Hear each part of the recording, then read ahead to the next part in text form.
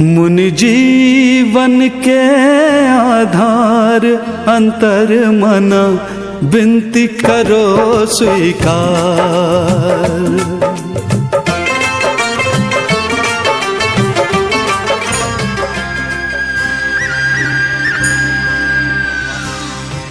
जो आया है बहुत सुंदर, बहुत अच्छे शब्द, बहुत अच्छे भाव हैं और जीवन की वास्तविकता, जीवन का सत्य इन्हीं शब्दों में है।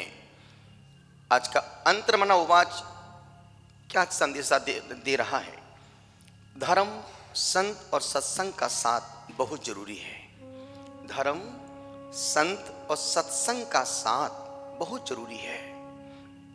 पुण्य हो तो सुख बढ़ जाता है, पुण्य हो तो सुख बढ़ जाता है और पाप हो तो दुख बढ़ जाता है। अन्यथा जिंदगी की गाड़ी को चलाना बहुत मुश्किल है। अन्यथा जिंदगी की गाड़ी को चलाना बहुत मुश्किल है। कहते हैं ना, चलती का नाम गाड़ी और खड़ी का नाम खटारा। चलती का नाम गाड़ी, खड़ी का नाम खटारा। अच्छी खासी जिंदगी की गाड़ी आज खटारा बन गई है। अच्छी खासी जिंदगी की गाड़ी आज खटारा बन गई है, जिसमें हॉर्न के अलावा सब बजता है, ब्रेक के अलावा सब लगता है और पहिए के अलावा सब हिलता है। आदमी पाप सिर्फ पड़ा ही नहीं रहा है, बल्कि पाप को ही पुण्य समझ बैठा है और उस पाप को बिना किसी भय, शर्म, झिझक के खुशी खुशी करने में लगा है। आज आदमी ने पता नहीं आंख पर कौन सा चश्मा लगा रखा है कि उसे पाप भी पुण्य नजर आ रहा है। ध्यान रखना, जिंदगी की हकीकत बस इतनी सी है। जिंदगी की हकीकत बस इतनी सी है। पाप के उदय में अकेले हैं और पुण्य के उदय में पूरा जमाना साथ है। इसलिए किसी को कोई फर्क नहीं पड़ता है। इसीलिए किसी को कोई फर्क नहीं पड़ता है कि आप किस हालात में जी रहे हैं। आपको खुद ही अपने हालात बदलने होंगे। बोलो आज के उवाच की।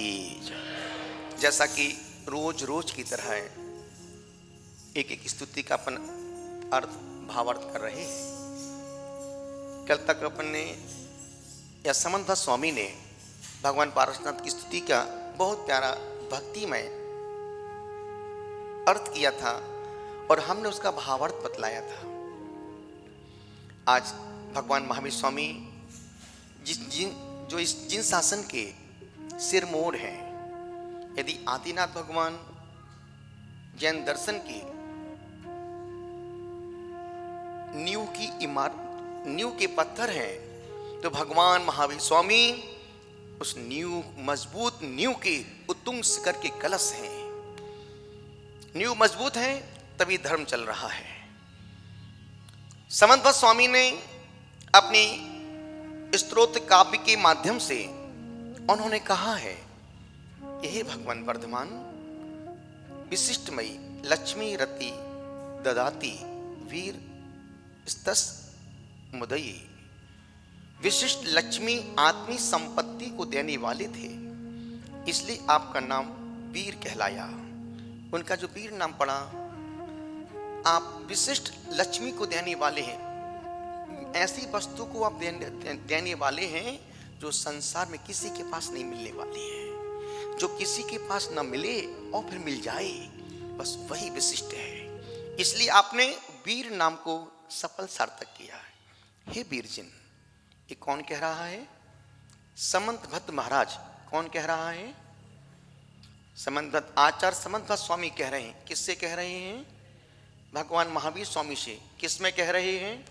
स्वयंभू स्तोत्र के अंतिम काव्य में कह रहे हैं कि हे वीर जिन, गुणों से उत्पन्न एवं अतिशय सुशोभित उज्जवल कीर्ति से आप पृथ्वी पर सुशोभित हो रहे हैं। आपके शासन का वैभव पूर्व काल में तो जयवंत था ही, किंतु इस कली काल में भी, जबकि वक्र परिणामी जीवों की बहुलता है। वक्र परिणामी का मतलब उल्टा सोचने वाले, उल्टी दिशा में भागने वाले, उल्टा कार्य करने वाले। जाना है मंदिर, जा रहे टॉकीज की ओर। जाना है विद्यालय, जा रहे वेश्यालय की ओर, जाना है मंदिर, जा रहे मदिरालय की ओर। वक्र जीव इस युग के वक्र जीव हैं। करना कुछ है, हो कुछ रहा है। हे स्वामी, जबकि वक्र परिणामी जीवों की बहुलता है, जयवंत हो रहा है, और जयवंत होने का कारण यह है कि वह भव्य जीवों के भव भ्रमण को नष्ट करने वाला है।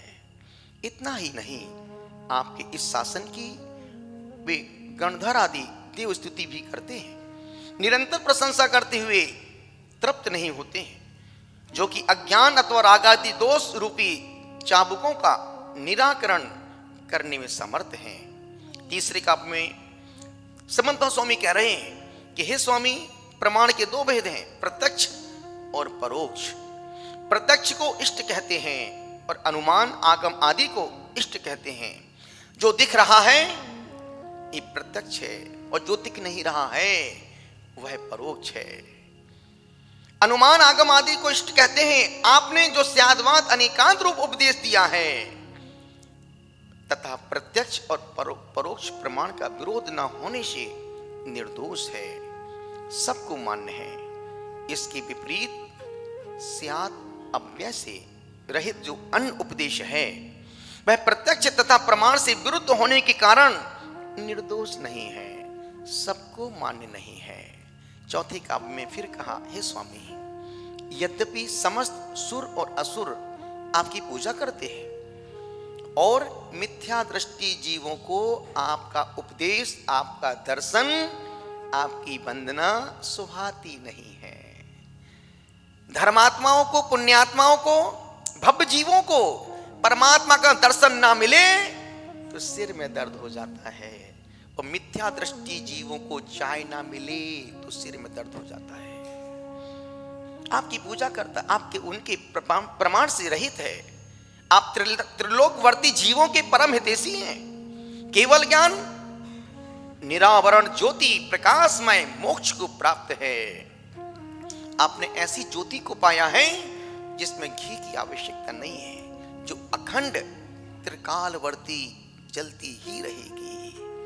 पांचवें काव्य में फिर कहा समंत स्वामी ने, हे वीरनाथ जनेन्द्र, आप सर्वज्ञ, वीतराग आदि गुणों के उस आभूषण को धारण करते हैं जो समोह शरण में स्थित भव्य जनों को अत्यंत रुचिकर है, और अष्ट प्रातिहार रूप लक्ष्मी से सुंदरता पूर्व पुष्ट है, व्याप्त है। आप अपने शरीर की दीप्ति से उस चंद्रमा को भी जीतते हैं जो कि अपनी ही कांति से निमग्न तथा अतिशय सुंदर है। हे वीर स्वामी, छठवें काव्य में, हे वीर स्वामी, आप मद और माया तथा उपलक्षण से समस्त कसायों को नष्ट कर चुके हैं। मोक्ष की इच्छा रखते हुए जो भव्य जीव आपकी शरण में आते हैं, आप उन्हें मोक्ष प्रदान कर उनके मनोरथों को पूर्ण करते हैं। मनसापूर्ण महावीर, जो इच्छाओं के साथ आते हैं उनकी इच्छा पूरी नहीं होती है। जो इच्छाओं को लेके आते हैं उनकी इच्छा पूरी नहीं होती है। जो श्रद्धा साथ आते हैं, जो भक्ति श्रद्धा के साथ आते हैं, उनकी इच्छाएं पूरी हो जाती हैं। जो इच्छा को लेके यार वो कमबख्त रामलाल स्वार्थी लोग हैं। वक्त पड़े बाका, गधे को कही काका। रघुपति राघो राजा राम, जैसा मौका। किसने कहा ये? यही तो बोल रही हूं। रघुपति राघव राजा राम, जैसा मौका वैसा काम। निवेदन कर रहा हूं। छठवें काव्य में कहा है कि हे स्वामी, आप उन्हें मोक्ष प्रदान, जो जिसके पास होगा वो वही तो देगा। आप महावीर मेडिकल में जाओ, आधे किलो टिंडे टमाटर दे दो तो वहां टिंडे टमाटर मिलने वाली नहीं है। टिंडे टमाटर कहां मिलेंगे? सब्जी मंडी में ही मिले। तो जिसके पास जो है वो वही तो देगा। आप उन्हें मोक्ष प्रदान कर उनके मनोरथों को पूर्ण करते हैं। पदार्थ विषयक आपका प्रमाण केवल ज्ञान अत्यंत श्रेष्ठ है, निर्मल है, पवित्र है, दर्पणवत है। आपने भव्य जीवों को महाव्रत और इंद्रिय दमन का उत्तम उपदेश दिया है। किनको उपदेश दिया? पापियों को उपदेश नहीं दिया, जिनका कल्याण होना है वही भगवान के उपदेश में, सत्संग में, भगवान के समोसरण में पहुंच जाते हैं। सातवें काव्य में कहा, यहां हाथी का दृष्टांत देते हुए समंत स्वामी ने कहा, जिस प्रकार हाथी अपने गमन में रुकावट डालने वाले पर्वतों को अपने गंडस्थल की टक्कर से चूर चूर कर देता है, आगे बढ़ता है, उसी प्रकार हे स्वामी, हे नाथ, हे सर्वज्ञ, हे तीर्थंकर, हे आत्मज्ञ, आप भी अपने गमन में रुकावट डालने वाले मिथ्या दृष्टियों को पराजित कर आगे बढ़ते जाते थे। जिस प्रकार हाथी का गमन ऊर्जित, बलिष्ठ, शक्ति संपन्न होता है, उसे कोई रोक नहीं सकता है। हमेशा बोलता हूं ना, दुनिया में 4 काम बहुत कठिन हैं। दुनिया में पन्नामा, दुनिया में 4 काम बहुत कठिन हैं। हाथी को धक्का देना पंकज बहुत कठिन है। पुलकित, हाथी को धक्का देना, ये सब कुछ मैं ही बोलूं क्या? हाथी को धक्का, आपको मैं कुछ भी बोलूं, आपको क्या बोलना है? बहुत कठिन है। संतोष क्या बोलने का है? बहुत कठिन है। देवेंद्र क्या बोलने का? बहुत कठिन है। हाथी को धक्का देना, मच्छर की सरसों के तेल से मालिश करना, चींटी की पप्पी लेना और पत्नी को खुश रखना। वापिस तुमको अभी भी घर जाना है बाबू, यहां से अक्षत बोल रहा, बहुत कठिन है, देख लो, निवेदन कर रहा हूं। जिस प्रकार, उसी प्रकार आपका गमन विहार भी उत्कृष्ट भव्य जीवों के कल्याण के लिए होता है। आप विहार नहीं करते हैं, जिस दिशा के जीवों का पुण्य जोर मारता है, अब उस दिशा की ओर स्वतः ही गमन कर जाते हैं। हे स्वामी, आपका विहार न किसी की प्रेरणा से होता है, न किसी की रोकने से रुकता है। अंतिम काव्य का बड़ा प्यारा पूरे स्तोत्र का अर्थ सार दिया है इसमें। यहां पर समंत स्वामी कहते हैं, हे भगवान, यद्यपि अन्य मत मधुर वचनों की कलापूर्ण विन्यास से परिपूर्ण है, और जिस चैनल को खोल के देखो, जिस टीवी में देखो, सिर्फ बातों की वासा है, बातों के गुलदस्ते खूब मिलेंगे, पर आचरण के आचार्यों बहुत कम देखने को मिलेंगे। श्रवण करने में अच्छे लगते हैं, सुनने में तो बहुत अच्छा लगता है, अरे क्या ज्ञानी, क्या वक्ता, क्या अच्छा बोलता है, कितना मीठा बोलता है, पर भीतर देखो तो जहर ही जहर भरा रखा है। श्रवण करने में अच्छे लगते हैं, तथापि सत्य शासन के योग जो यथार्थ बाध्यता पर रहित करिता आदि गुण हैं, उनसे विकल हैं। परंतु आपका मत नयों से उत्पन्न सप्तभंगी रूप आभूषणों से मनोज्ञ है। यहां समंतभद्र इस श्लोकात्मक पद पर ग्रंथकर्ता ने अपने समंतभद्र नाम की सूचना देकर के कहा है कि मैं अपना सर्वस्व आपको पाने के लिए, आपके गुणों को पाने के लिए अर्पण और समर्पण करता हूं। इस प्रकार से अपन ने आपने 24 तीर्थंकर भगवान की स्तुतियों का और आपने सामान्य से भावार्थ सुना कि किस काव्य में किस काव्य का क्या भावार्थ है। इसका नियम, हाँ, जो अंतर्मना फेसबुक वाणी लाइव से सुन रहे हैं, उन सभी पुण्यात्माओं को, धर्मात्माओं को बहुत बहुत आशीर्वाद।